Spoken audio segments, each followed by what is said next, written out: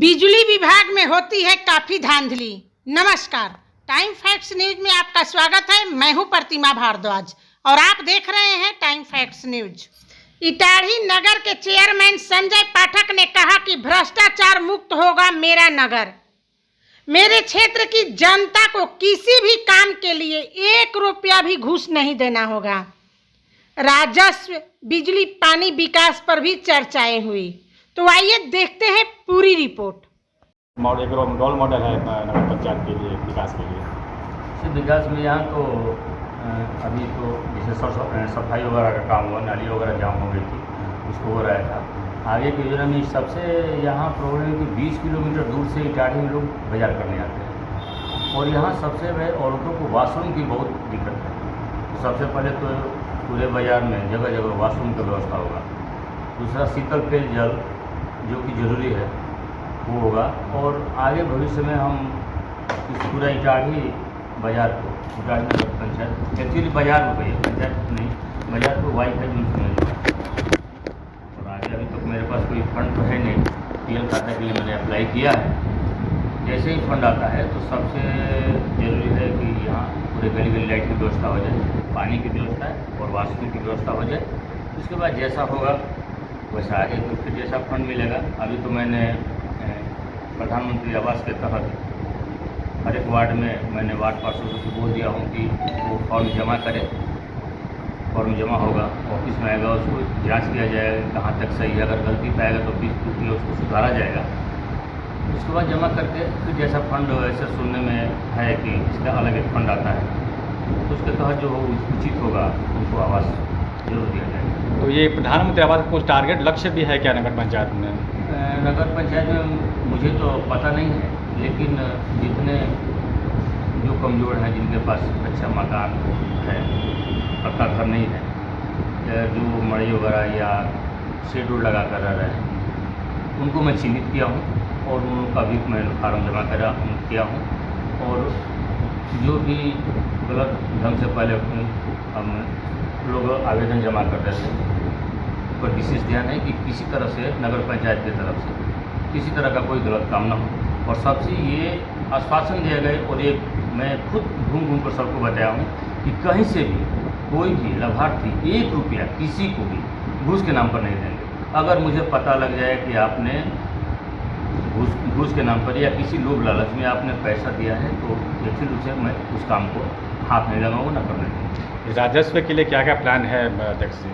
राजस्व के लिए अभी तो टेम्पो स्टैंड के लिए मैंने अपने उच्च अधिकारी से बात की, तो उन्होंने मार्गदर्शन दिया है कि आपने सशक्त कमेटी में एक बैठक में उसको प्रस्ताव पारित करें। मैंने प्रस्ताव को पारित कर दिया है।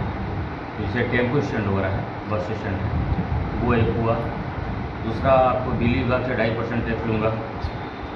और आपको जो इटाढ़ी नगर पंचायत की जो ज़मीन है रेवन्यू वहाँ रजिस्ट्रार के पास जो लिखी जाती है तो उसका टैक्स होता है, वो है। और मेन रोड से, जो मेन रोड पर आपका जो बड़ी बड़ी दुकान है, उस हिसाब से कि किसकी कितनी इनकम है और कितना बड़ा है ये छोटा है, उसके हिसाब से मूल्य निर्धारित करूँगा।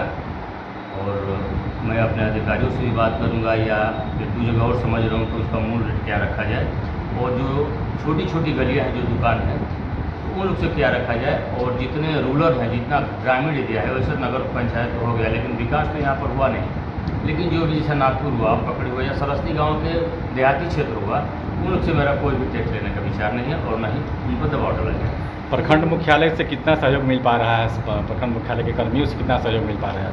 प्रखंड मुख्यालय के जो भी अभी कर्मी हैं वो तो लगभग 4-5 वर्षों से यहाँ जमे हुए हैं। और यहाँ का जो सिस्टम है वो बिल्कुल अच्छा नहीं है।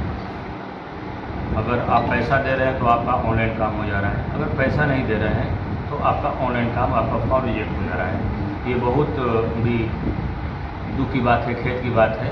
और मैंने सबसे बात कर रहा हूँ। मैंने डीएम साहब को भी एक आवेदन दिया था, डीएम साहब ने इस बात को संज्ञान लिया है और एक आया है दिशा की मीटिंग में मैंने गया था और वहाँ सभी अधिकारी मौजूद थे। मैंने इस बात को डाला और बिजली विभाग की मैंने बात डाला। बिजली विभाग में बहुत ज़्यादा भ्रष्टाचार है।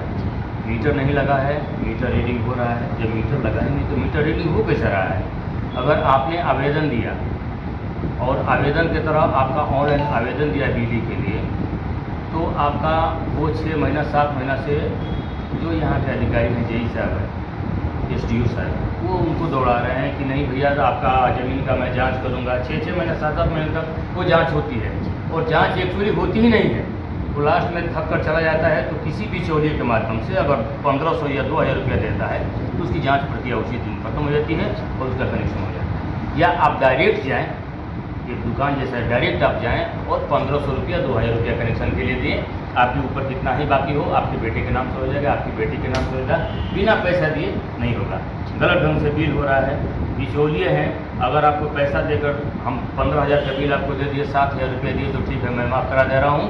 और वो क्या हो रहा है कि फिर अगले महीना से 7,000 पर हो जा रहा है, 4 महीने के बाद फिर इधर जोड़ करके सूद है, ये वो है। इस तरह की भ्रष्टाचारी हैं। तो इतना भ्रष्टाचार में आपको काम करने में कितना सहूलियत हो रहा है, ये बताइए।